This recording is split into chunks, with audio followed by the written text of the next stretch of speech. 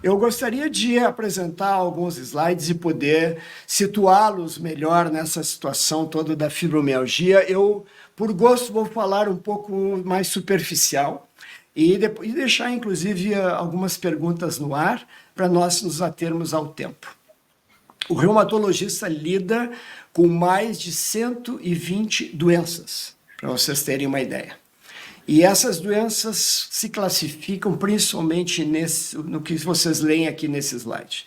Nós temos as artroses, vocês conhecem, vamos chamar de reumatismo por desgaste, é um pouco mais complicado que isso, mas é o mais frequente, né? Todos nós, se vivermos o suficiente, vão ter um bico de papagaio na coluna, uma dorzinha na lombar, nós vamos ter um desgaste dos discos, quem sabe uma hernia de disco, as mãos com umas bolinhas, enfim. As microcristalinas vocês também conhecem, só vocês não conhecem por esse nome, a famosa gota. A marvada gota, como diz o pessoal, né? O problema do ácido úrico. A partes moles, que é onde nós vamos entrar, diz respeito a bursites, tendinites, dores musculares, já volto a isso. Infecções, várias doenças infecciosas causam dores musculares, dores articulares. A última e mais famosa, que também passou por São Pedro do Sul, se chama Covid-19. Então, vocês conhecem, mas pode ser uma hepatite, pode até ser uma sífilis, pode ser uma tuberculose, pode ser uma meningite, de várias causas, mas essas podem ter alguma reflexão, algum reflexo, melhor dizendo, na parte de dores musculares, dores articulares. As doenças autoimunes, vocês ouviram falar, artrite reumatoide, lúpus, artrite da psoríase, espondilites, etc., que entram também nas ditas espondiloartropatias, que é um nome comprido, feio, mas significa espôndilo é vértebra, patia é doença. Então, são doenças das vértebras, em geral inflamatórias. O reumatismo é uma doença inflamatória, via de regra, e, portanto, entra no âmbito do que o reumatologista trata. Muito bem, partes moles, que eu falei para vocês. Nas partes moles, nós temos, em primeiro lugar, dores nos músculos do corpo e na coluna. E isso se chama síndrome miofascial com pontos gatilho na maioria das vezes. Nem tudo que reluz é ouro, nem tudo que a gente acha que é fibromialgia, pode ser essa síndrome miofascial. Porque onde vocês tiverem músculo no corpo pode doer, e depende muito do exame físico, algo que eu não posso fazer por telemedicina. É um dos problemas que surgiram na pandemia. Muitos médicos foram para fazer telemedicina pela internet, mas sem a parte do exame físico a gente não tem como fazer esse diagnóstico que vocês estão vendo aí. Esses X são os pontos gatilho. São pontos bem conhecidos, esse atlas para isso, de onde inclusive eu tirei essas fotos, e vocês veem em vermelho as áreas de irradiação, ou em azul na parte de cima ali, tá? Que é um outro atlas. Então, deixa eu colocar um laser aqui que eu acho que vocês vão enxergar melhor. Então, vocês têm aqui, por exemplo, esse X é um ponto que vocês apertarem, vai dar dor até a nuca aqui. E muitas das dores na nuca que o pessoal acha, vai no médico, inclusive, é insuportável essa dor que eu tenho na base aqui da cabeça. A gente vai examinar e a dor não é ali o seu foco, e sim mais embaixo, no ombro. Ou então a pessoa está com dor de cabeça, como vocês veem aqui embaixo, atrás do olho. Ah, é uma enxaqueca, é todo o meu lado direito que dói. E trata a enxaqueca com o neurologista e a coisa não melhora. E, na verdade, as dores estão vindo aqui dessa região, dessa musculatura. E vocês veem o X. E tem que ser examinado o paciente, porque isso aqui não aparece. Assim como na fibromialgia, esses problemas musculares não aparecem em ressonância, tomografia, ecografia. Tem que colocar a mão no paciente, que é um problema hoje da medicina. Eu sei, vocês vão me dizer, eu fui a 10 médicos, ninguém me examinou. Né? Eu sei disso, principalmente no Brasil.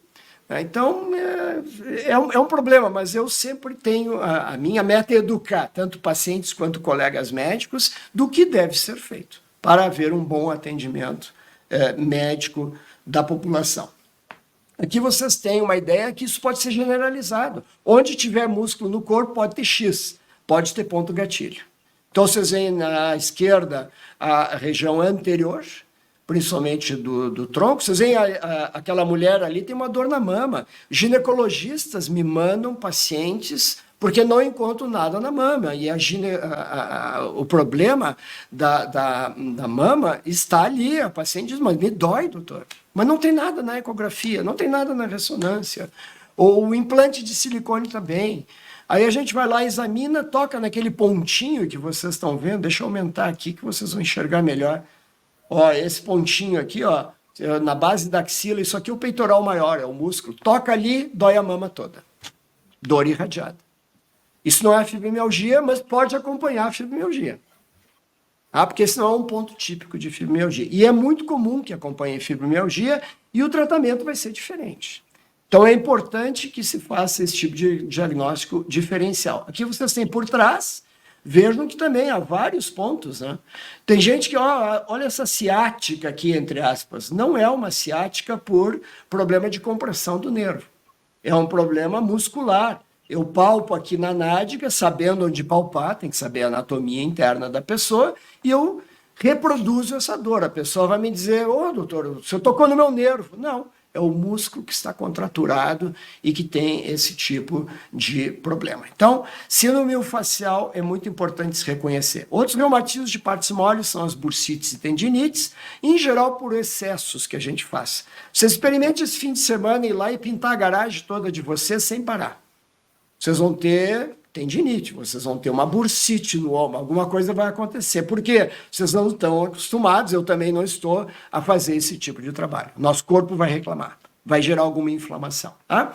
Pode haver compressão de nervos, famoso síndrome de túnel do carpo, que vocês veem aqui embaixo à direita, o nervo mediano em amarelo, onde vocês têm nessa região do punho um problema de compressão e vai formigar durante a noite inteira, doer, principalmente se a gente dorme em posições anômalas. De novo, pessoa com fibromialgia pode ter também esse tipo de fenômeno. Não está imunizado quem tem fibromialgia de ter bursite, de ter tendinite, então cuidado. Quando vocês têm uma doença que dói tudo, como a fibromialgia, eu já vou chegar lá, vocês não estão vacinados contra outros problemas de saúde. Que é uma tendência, inclusive, do médico, quando vocês vão lá. Vocês sentam e dizem, eu tenho fibromialgia, doutor. E olham bem sérios para ele, para ver se ele pelo menos conhece ou como é que ele vai tratar vocês, né? Você deve ter essa experiência. E vocês estão com uma bursite, se o médico não examinar ou não pensar, pode estar uma bursite no ombro. E não perguntar o que vocês fizeram no fim de semana. Pintei a garagem. Vocês vão perder esse diagnóstico. Né? E vão achar que é da fibromialgia, vocês mesmos. E, na verdade, não é. E o tratamento é diferente, obviamente. Aqui uma bursite na frente do joelho, só para vocês terem uma noção. Bem comum em quem faz faxina da casa sem proteger o joelho. Né? Se acocora lá, vai lá, limpa o chão e tal. E isso é algo que pode acontecer muito. Existe uma situação que eu vejo muito em fibromialgicos, que é um transtorno obsessivo-compulsivo. Né? Muitos desses pacientes, a maioria são mulheres, já respondendo a Inesito, provavelmente 80%, 90%, tem uma tendência a ser obsessivo-compulsivo. Eu sou obsessivo-compulsivo. Deixa eu me botar na tela aqui. Eu sou obsessivo-compulsivo, senão não sou um bom médico. Tá? A Inesita é enfermeira. Se ela não for obsessiva-compulsiva, ela não é uma boa enfermeira. Então, assim, tem gradações em tudo isso, né? E a gente tem que achar o equilíbrio, inclusive da parte profissional e pessoal. Nós vamos chegar nisso um pouquinho mais adiante. Muito bem, eu falava na bursite pré-patelar, e aqui vocês têm a bursa. Toda essa região branca aqui na frente do joelho é uma bolsa que existe para lubrificar essa área. Se a gente fricciona isso muito no chão, por exemplo, vai na igreja e fica se ajoelhando, né, e demais e tal, pode ter esse tipo de problema. Tá? Então, são as bursites. Então, síndromes miofasciais, que eu mostrei a vocês os X, as bursites e a tendinites pode ocorrer junto com fibromialgia. Acho que essa é uma mensagem muito importante, porque mesmo os médicos esquecem.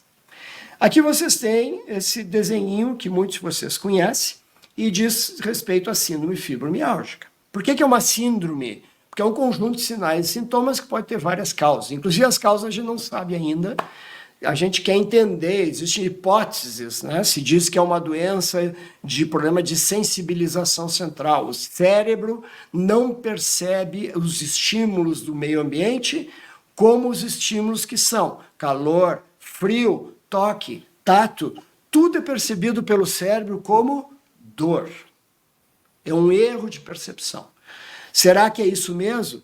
Por que que isso acontece? Quais são os neurotransmissores, a química do cérebro que está alterada e tudo? Ninguém comprovou ainda de forma cabal. Então, nós estamos aguardando isso ainda, né? Que é um dos problemas da fibromialgia. Quando a gente souber a causa exatamente, qual é a via que está alterada aí, a gente vai saber tratar essa via. E quando trata essa via, cura a fibromialgia, vamos dizer. Estou sendo otimista, tá? Então, entre o meio médico, o pessoal diz assim, a doença do dói tudo. E é verdade, né? Porque, inclusive, um dos critérios é doer do umbigo para cima, do umbigo para baixo, do umbigo para a direita e do umbigo para a esquerda. Isso é todo o corpo, né? Então, mas existem pontos específicos, estão aí na figura, não vou entrar em detalhes. Até 7% da população mundial pode ter fibromialgia, é muito prevalente. Mulheres em até 90%, pico entre 40 e 60 anos de idade. Mas como vocês viram no testemunho da Inesita, tem crianças com fibromialgia. E os médicos, mesmo os pediatras, não pensam nessa possibilidade. Então, é algo que é muito importante, esse tipo de reunião, porque isso se dissemina. Essa aula, por exemplo, eu vou colocar no meu canal do YouTube, Dr. von Millen, fiquem convidados a assisti-la novamente. A partir de amanhã à noite, 21 horas, ela vai estar no meu canal, nós estamos gravando essa sessão. E lá tem vários vídeos sobre fibromialgia, inclusive com o pessoal da Anfibro, Associação Nacional de Fibromialgia. A alodinia eu botei aqui por gosto, eu não gosto de usar termos médicos em palestra para leigos, mas assim, essa aqui é importante, porque significa justamente o que eu falei, um estímulo que normalmente não é doloroso, gera essa sensação muito ruim de que algo deve estar acontecendo com a minha pele. Eu toco no dorso da minha mão, ou alguém toca em mim, e isso é dor. O toque é dor. Isso se chama alodinia. Intestino e bexiga irritáveis, as enxaquecas, os problemas psicológicos que pode acontecer, não em todo mundo. Não, fibromialgia não é um diagnóstico psicológico, pessoal. Deixa eu pegar o gancho aqui da Inesita. Vou retornar a isso. Embora os psicólogos e psiquiatras possam nos auxiliar, mas não é uma doença psicológica per se. Tá? Ela é acompanhada de alguns traços de personalidade, como eu falei, em algumas pessoas, e ela tem subgrupos bem claros que eu vou falar a vocês logo a seguir. E tem alterações de sono também. Aqui vocês veem a prevalência na população.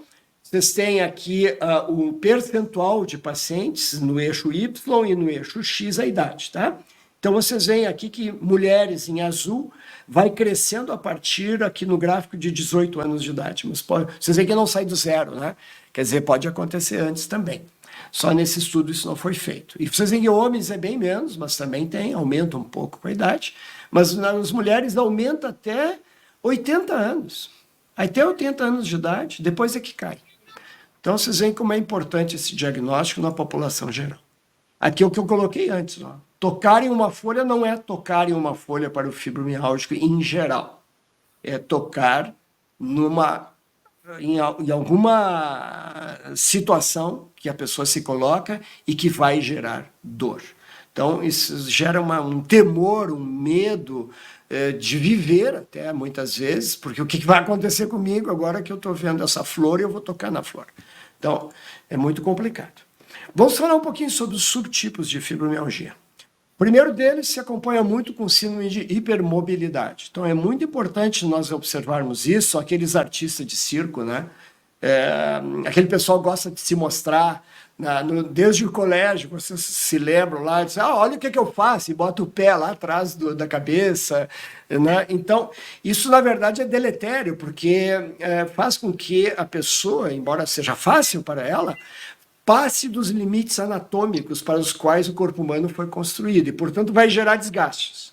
Quanto mais a pessoa fizer demonstrações de circo, mais vai gastar as juntas, vamos chamar assim, que estarão envolvidas nessa situação. Nesse caso aí que vocês estão vendo, a base do polegar, né? Vocês podem testar aí, hein, vocês. Quantos conseguem fazer isso aí? Talvez mais do que o normal, porque é a plateia de fibromialgicos hoje, né? Então, muitos de vocês, depois vocês me digam quantos que deu aí, que tem hipermobilidade, tá? Isso gera uma perda do tônus muscular, e perda do tônus muscular se acompanha de dor. Quem não tem boa musculatura, não sustenta a coluna, vai ter lombalgia, vai ter dor na lombar. E não é especificamente por causa da fibromialgia, você se dê em conta, né? Artralgias difusas e sensação de edema por dias. Então parece que está tudo inchado e vocês têm algumas dores articulares, porque durante o dia, quem tem hipermobilidade tem que fazer força maior. Por exemplo, para abrir um jarro, né? Vocês imaginem a pessoa que tem hipermobilidade, e existe essa doença de forma isolada, né? Tem inclusive uns 14 subtipos, ela é genética, que não é essa hipermobilidade mais benigna, digamos assim, da fibromialgia, que pode causar os seus problemas per se. Se chama síndrome de Ehlers-Danlos, mas isso é um outro departamento. Então, vocês imaginem uma jarra que vocês vão abrir e vocês têm que fazer esta força aqui com o polegar. Ora, o polegar vai tender a ir lá para o outro lado, né? Como vocês viram ali na figurinha. Então, vocês têm que fazer muito mais força, né, do que uma pessoa normal para manter o polegar nessa posição. Senão, vocês não conseguem abrir essa jarra. Então, isso gera dor, isso gera contraturas. Então, é algo importante educar a pessoa que tem esse tipo de problema. Outro subtipo é o grupo que tem síndrome de fadiga crônica associada, ou quem tem síndrome de fadiga crônica e também tem fibromialgia, o raio caiu 2 vezes no mesmo lugar. Tem gente que diz a mesma coisa. Para os neurologistas, eles fazem esse tipo de diagnóstico e mais, eles vão adiante e dizem que é encefalomielite miálgica, que é um termo que eu não gosto, porque não é uma encefalite, não é uma inflamação do cérebro, não é uma mielite, não é uma inflamação da medula, mas gera dores musculares. Mio, músculo, algia, dor. Então, é miálgica, dor muscular, mas não é uma encefalomielite, tá? Então, mas se mantém esse tipo de termo que na minha maneira de pensar não é correta.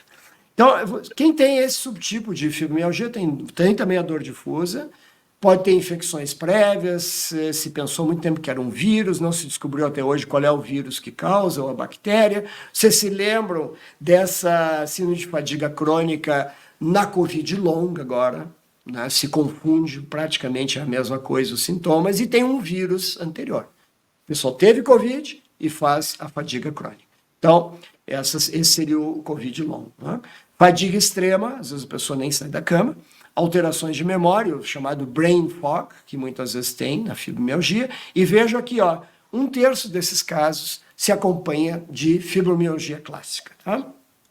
Outro subtipo, a síndrome do apertador crônico. Essa aqui pouca gente conhece e a gente tem que perguntar para a pessoa. Se a pessoa está muito estressada, se a pessoa está muito elétrica, ela está na adrenalina. Não, ela está na cafeína, pessoal.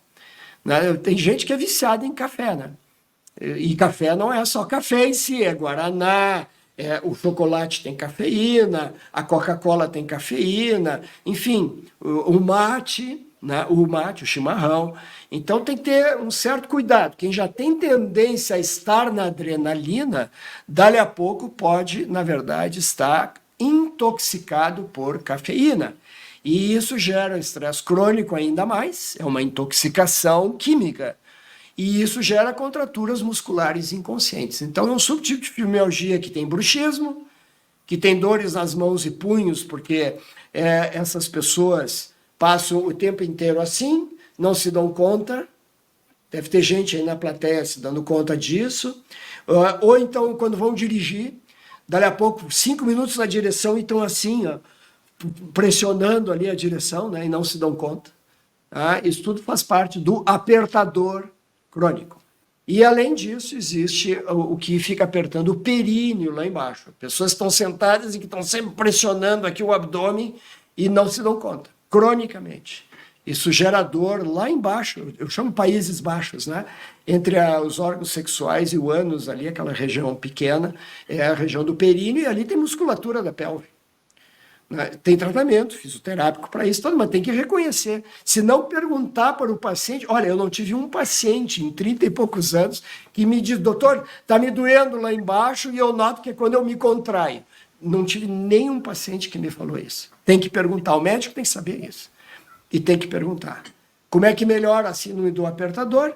desintoxicando da cafeína. Grande parte dessas pessoas melhoram muito e, por tabela, melhoram os sintomas da fibromialgia. Então, tem que identificar esse subgrupo também. Outro tipo muito clássico, já que se conhece há mais de 20 anos, mas é pouco falado, é o grupo que se acompanha de uma neuropatia periférica. Existe uma neuropatia específica da fibromialgia, não se sabe se é o ovo ou a galinha, o que veio primeiro. Será que primeiro veio a neuropatia e isso induziu sintomas de fibromialgia? Ou primeiro vieram os sintomas de fibromialgia, a gente vai pesquisar e a gente encontra essa neuropatia. Essa neuropatia de fibras finas não se identifica com o exame neurológico tradicional. Aquele do diapasão, do martelinho, da agulhinha que o neurologista ou outro médico faça. E não se identifica com a eletromiografia, aquele exame ruim que o pessoal não gosta de fazer, com razão, que é o exame do choquinho, né? Agulha com choque. É chato mesmo de fazer. A eletromiografia não acusa quando essas fibras ditas finas ou fibras tipo C estão acometidas.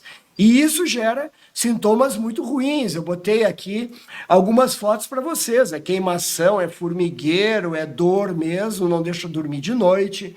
E essa neuropatia periférica, então, faz parte daquela constelação de sintomas da fibromialgia que o pessoal diz, olha, eu estou dormente, minhas mãos estão dormentes, meus pés estão dormentes. E o médico diz que é da fibromialgia, eu estou tratando, vamos ver. Na verdade, não é. Na verdade, é uma neuropatia. Como é que se faz esse diagnóstico, então? Tem que fazer biópsia de pele. E tem que ser um exame feito no microscópio, uma coloração especial, e tem que contar as terminações nervosas das fibras finas no microscópio. Se não contar essas fibras finas por área ali da biópsia, tudo é microscópico, né? É uma lasquinha que se tira, e se vê que estão diminuídas, a gente não tem como fazer esse diagnóstico. Então, são poucos centros, inclusive, que fazem esse diagnóstico no Brasil. Infelizmente, o povo fica sofrendo com um tratamento que não é o adequado, porque está tratando fibromialgia. Mas qual é o subtipo? Não sabem. E o subtipo é o da neuropatia. Falta tratamento. Tá? Ou o tratamento está incorreto, incompleto e o pessoal está sofrendo. Outro tipo é o que se acompanha de reumatismo. Tem muita gente com lúpus, com artrite reumatoide, com espondilite, com artrite da psoríase, com hipotiroidismo, às vezes se acompanha. Então, tem que fazer todo um diagnóstico diferencial, né? A fibromialgia, eu já disse para vocês antes, tem como característica não trazer nenhuma alteração em exame de laboratório e de imagem, o que é um grande problema para o diagnóstico, é claro. Não existe o exame, aquele, doutor, me peça o exame da fibromialgia. Não tem esse exame, não existe. Aí vocês querem comprovar, até para a questão de benefício e tal, um exame de laboratório que diga que é fibromialgia. Está aqui, ó, preto no branco, é fibromialgia. Não existe. É um problema, que é um problema, inclusive, para os médicos. Vocês sabem que existe um grupo, vamos chamar assim, de médicos que não acreditam que haja fibromialgia, que é tudo da cabeça dos pacientes. Até isso existe, devo confessar. Tá? Então, assim, é importante que essas aulas aconteçam, porque assim a gente tem possibilidade de dizer o contrário, né? Que não aconteceu de as mulheres do mundo terem se organizado um belo dia e disse, como é que nós vamos incomodar nossos maridos, nossos companheiros? São chatos, vamos dar um jeito de incomodar essa gente. Se reuniram numa cidade, vamos montar uns sintomas aí meio esquisitos que ninguém vai entender e todos nós vamos ter isso aí. Não é assim, né? Quer dizer, não é por acaso que em São Pedro do Sul, Rio de Janeiro, Tóquio, Groenlândia, Nova York, San Diego, aqui na Califórnia, onde eu estou, os sintomas sejam os mesmos. Não tem como dizer que fibromialgia não existe. Tá? Então, eu conto essa, vamos dizer, piada, assim, que é para o pessoal ter uma noção da bobagem que estão dizendo quando dizem que a doença não existe. Outro tipo são que tem predomínio de sintomas psicológicos. Já falei de transtorno obsessivo-compulsivo. Não é um problema per se que leve à situação da fibromialgia, mas contribui para isso. Porque muitas vezes são pessoas que não conseguem dizer não, às solicitações da vida, vamos chamar assim, né? São pessoas que querem ter início, meio e fim nas coisas que fazem, que querem as coisas bem feitas, querem a casa limpa. A minha sogra, por exemplo, era assim. Minha sogra tinha uma moça que era uma excelente secretária. Fazia limpeza como ninguém na casa. Não interessa, ela tinha o paninho dela, ela ia atrás da moça limpando atrás. Isso é obsessão e compulsão, né? Então, mas ela se sentia bem com isso, ela não tinha fibromialgia. Então, só para dar uma ideia que me veio à cabeça agora que eu me lembrei, que dali a pouco nós temos esses traços, e quando isso está muito assoberbado, e a gente não conseguiu dizer não a várias circunstâncias de trabalho, por exemplo. Eu me lembro de uma paciente minha que era uma diretora regional de um grande banco multinacional. Muito bem situada, muito bem posicionada, 38 anos de idade, por aí, consultou, 3, 4 anos de sofrimento. Ela não tinha fim de semana, ela não tinha noite, ela vivia viajando, a vida matrimonial dela estava um problema muito sério. Por quê? Porque ela não dizia não para a chefia em São Paulo e para a chefia na Europa. Tudo ela fazia, tudo ela abraçava. E era banco, vocês imaginem a responsabilidade. Deu problema em Foz do Iguaçu. Ela pegava o aviãozinho executivo, estava em Foz do Iguaçu. 3 semanas para resolver o problema da agência, das agências de Foz do Iguaçu. Agora tem que ir para São Paulo direto, não vá para casa porque nós temos uma reunião com a diretoria, porque lá ia ela. Acabou com a vida dela. Né? E o que trouxe? Fibromialgia. Né? E é claro que a gente tomou medidas em relação a isso, ela se deu conta depois de nós conversarmos e as coisas aconteceram. Para o bem. Abusos na infância.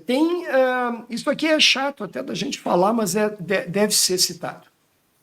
Até 15% das pessoas com fibromialgia, numa pesquisa feita na Europa, dizem que mulheres com fibromialgia, 15% delas, tiveram abusos na infância e adolescência.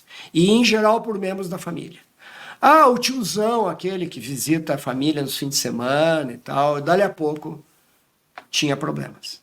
E de medo, não se falava.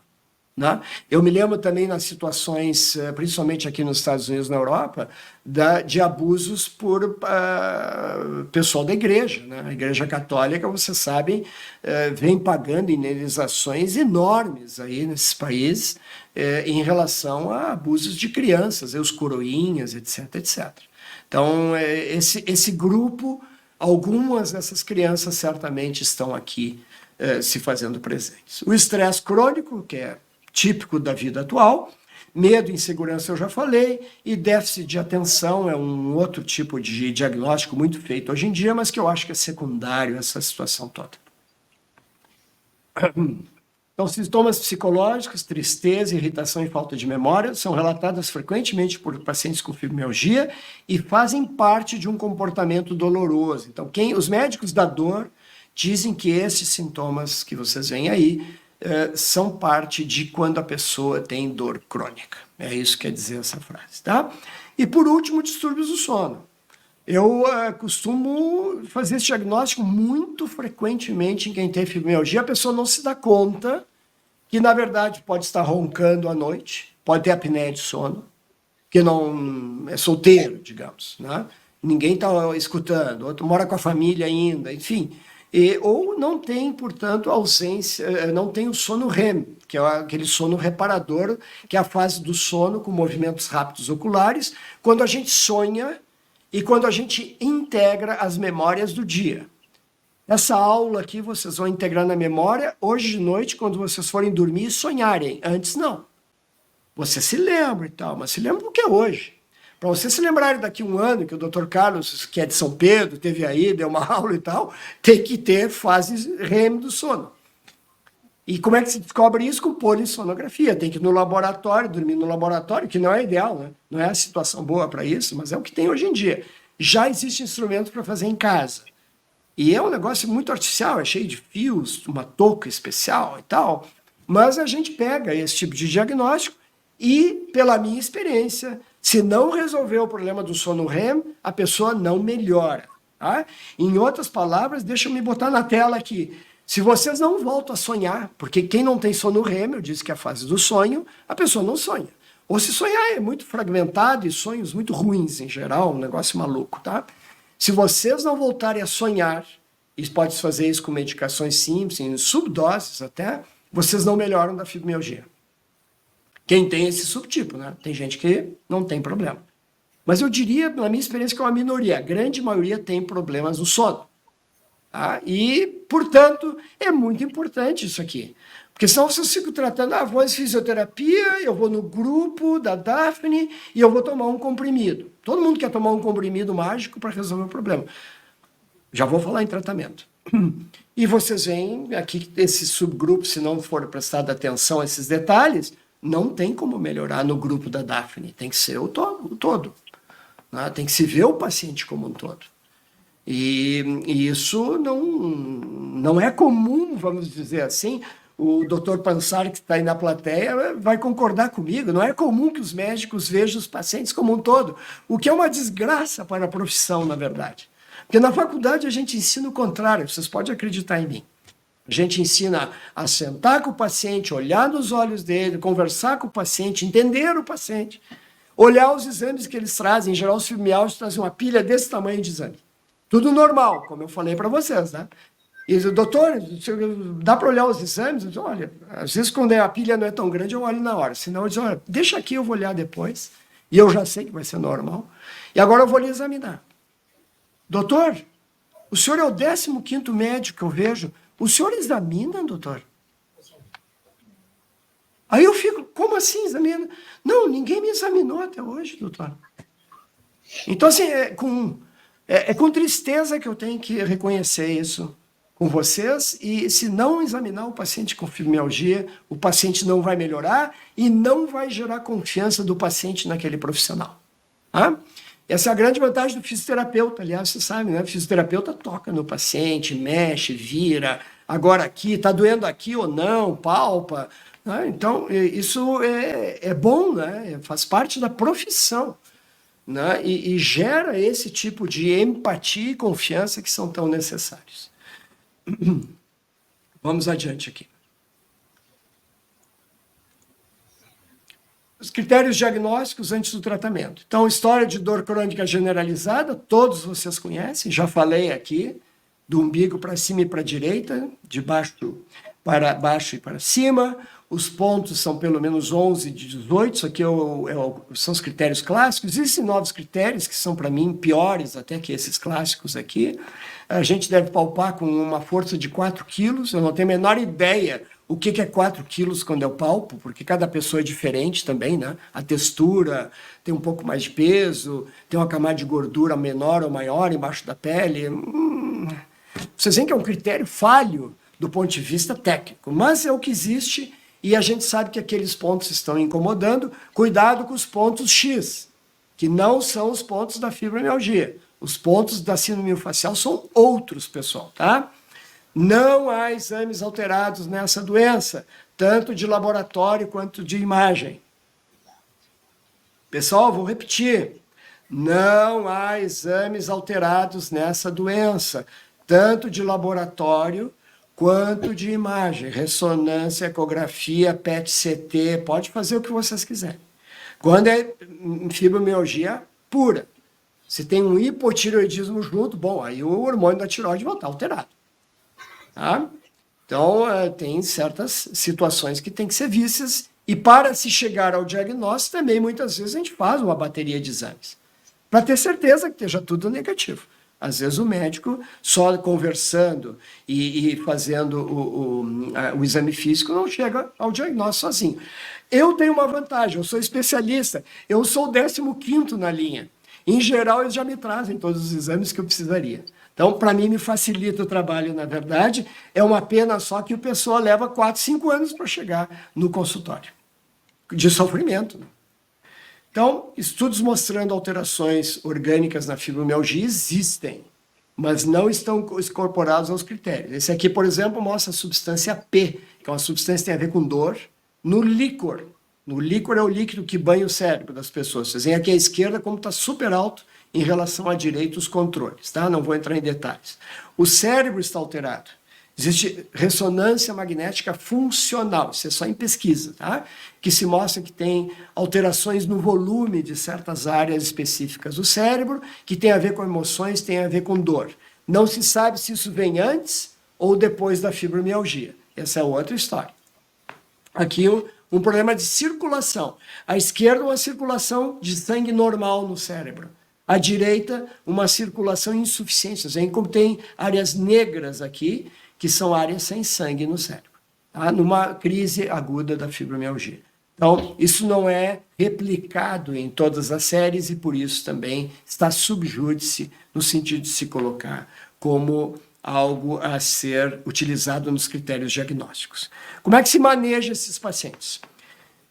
Primeira coisa que se faz é tratar a parte de desinformação. É o que nós estamos fazendo aqui hoje, tá? Alguns pontos básicos.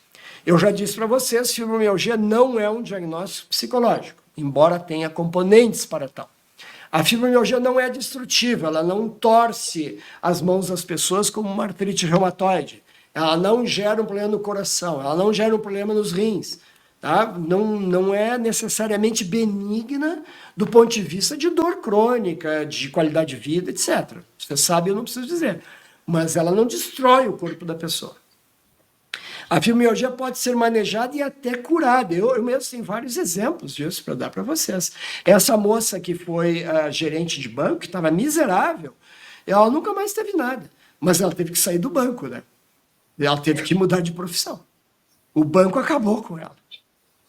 Fez ela uma pessoa feliz na conta bancária, mas ela não tinha tempo nem para gastar o dinheiro da conta bancária. Ela podia ir para Paris, Nova York, em primeira classe. Ela andava de Mercedes, com chofer. O que adianta isso? Para não ter qualidade de vida, para sofrer, né? E destruir o casamento? Então, tem escolhas que a gente tem que fazer. Exige o enfrentamento da situação de vida, nós podemos voltar a isso depois. Eu tenho mais exemplos para dar para vocês. Necessidade de focar no bem-estar e não doença. Vocês não podem ser uma fibromialgia ambulante. Vocês têm que ser uma pessoa com fibromialgia. E, a partir daí, agir. Pacientes devem assumir papel ativo em seu tratamento, portanto. Tá? Quem não assumiu papel ativo no tratamento e reconhecer e se olhar no espelho, eu estou com um problema, e vamos ver onde é que eu vou chegar com isso. A pessoa de confiança hoje é X, Y, Z, eu vou me basear nisso, eu vou mudar, e a partir daí eu vou trilhar um outro caminho. E a partir daí eu vou resolver essas situações. A imensa maioria dos casos de fibromialgia tem essa situação, na minha experiência. Pode ter casos mais leves, que aí resolve de forma mais... E tem exceções, né? Claro, tem pessoas que, por exemplo, tem ganho secundário com dor. E a gente pode, a Daphne conhece isso bem, nós podemos voltar a isso na parte seguinte de questões. A dor. A dor, é claro, vocês podem usar uma imensa maioria de remédios, né? Todos vocês talvez conheçam e tudo. O que eu gostaria de chamar a atenção é que não adianta usar cortisona, que funciona para vários reumatismos, aqui não funciona, anti-inflamatório também, esses comuns. Ao contrário, o doutor Pansar, que está na plateia, vai contraindicar anti-inflamatórios para vocês, porque ele tem vários casos de falência no rim por uso ou indevido ou até por prescrição médica. Às vezes pode acontecer, a gente não sabe, né? Como é que o paciente vai reagir, de insuficiência renal aguda, inclusive. Hoje eles têm um termo um pouquinho mais sofisticado para isso, por causa do anti-inflamatório. Então, se não é lá essa Brastemp, melhor não usar, né?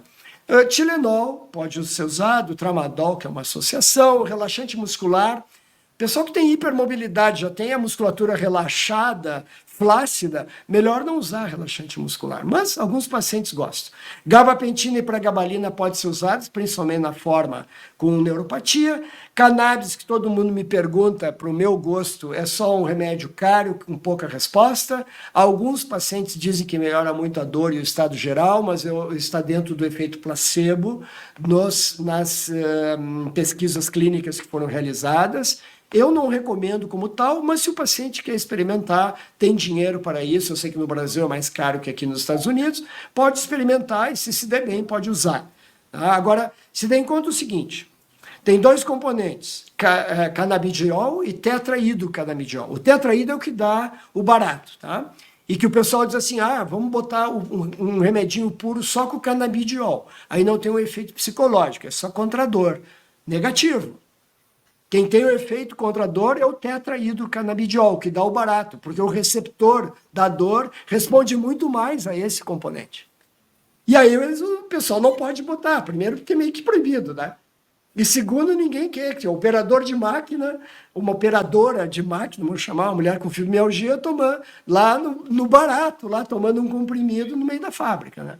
Ou tendo que dirigir porque é motorista de ônibus escolar. Não dá, né?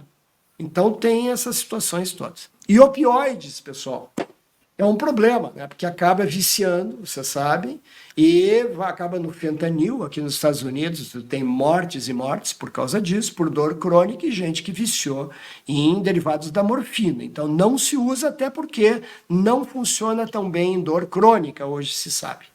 Tá? Não tem um efeito maior que um Tilenol da vida. Pode ter nas primeiras 2 doses. Depois existem outros fenômenos que a gente pode citar mais adiante, que faz não funcionar.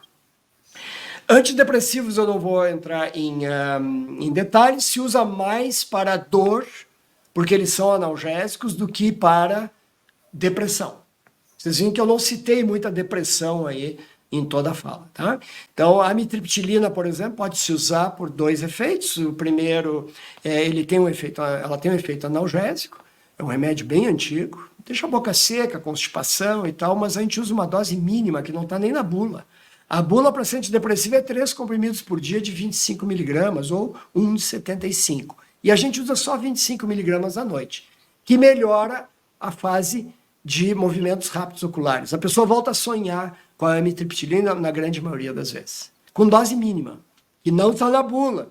Então, tudo isso é a confiança entre o médico e o paciente. Tá?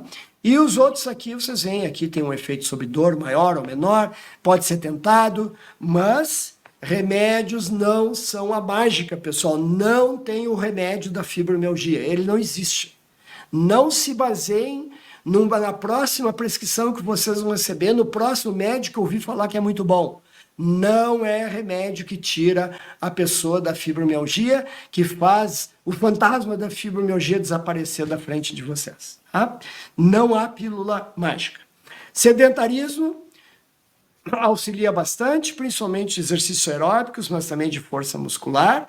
Não existe adesão nos pacientes, dá para se entender por quê. Se inicia muito devagar, eu converso com os profissionais. Eu, em geral, começo com a físio, depois eu passo para o educador físico. E se o físico, não, eu vou devagar. Não, tu vai muito mais devagar. Devagar não serve. Tem que ser muito devagar.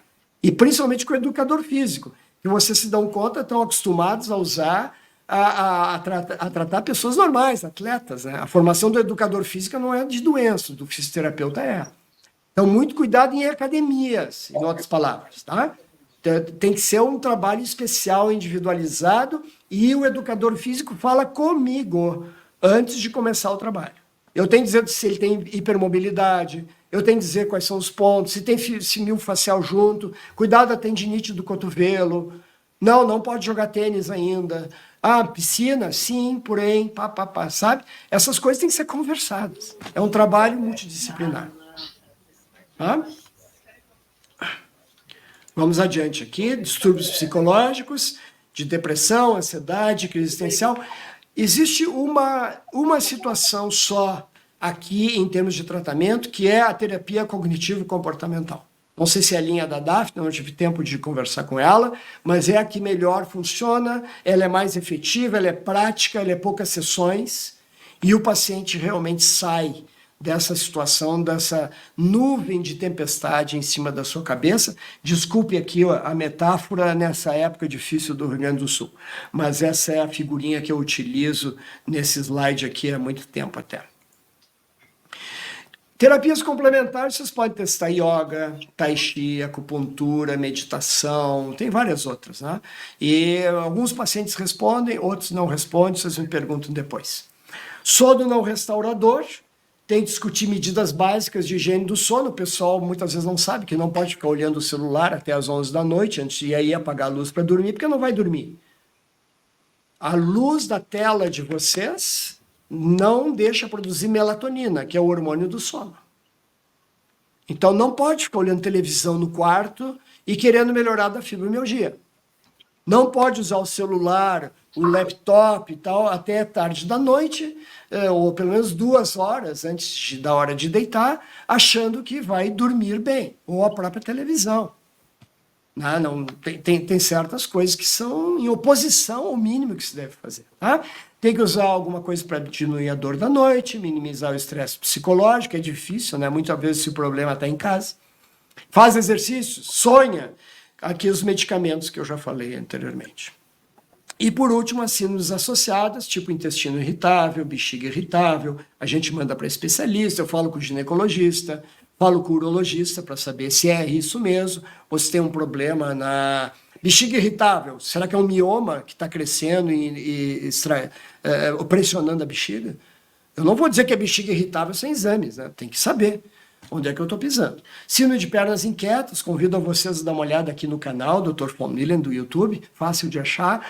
Tem um vídeo, mais de um vídeo, tem uns 3 vídeos sobre síndrome de pernas inquietas, algo que eu não falei, que é bem frequente e que não vai dar tempo de falar, que incomoda muito e que tem tratamento, tá? As hipotensões posturais, as desautonomias, tem um vídeo muito bom que eu falei com uma paciente de desautonomia, e ela é tão boa que ela entrou na medicina agora para entender melhor e para poder ajudar quem tem desautonomia. Tem um vídeo sobre isso, e é excelente, a maioria dos médicos não conhece nada de desautonomia. Tensão pré-menstrual, claro, é algo que às vezes pode acontecer. Tá? Minhas conclusões, então, todo paciente com fibromialgia tem grande chance de melhora e até de cura.